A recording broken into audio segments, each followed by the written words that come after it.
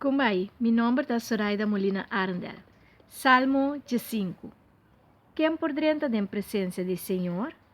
Senhor, quem por hospedar em tent? Quem por habitar o santo? É que te viva uma vida direita, que te praticar justiça e que sempre sa papia verdade, que não sa papia malo de gente. Não te hace daño na su prójimo, ni te pone su cara na vergüenza.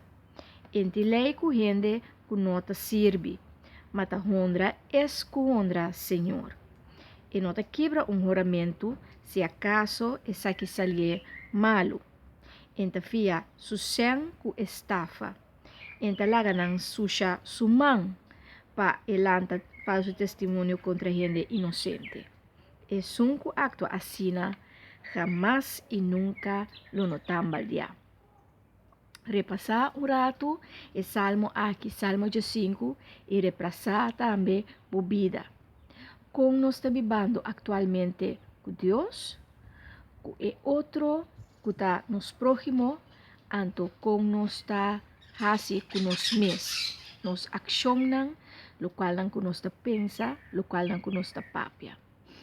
Se nós está, lá nós bisa repassar essa aqui, anto agora é nos portem seguro, que se nós está angelar para nós estar em presença de Deus e nós que sigue Senhor de verdade e nós que está actuar de maneira que está agradável para o Senhor, nos porta seguro, que nos porta de presença de Deus.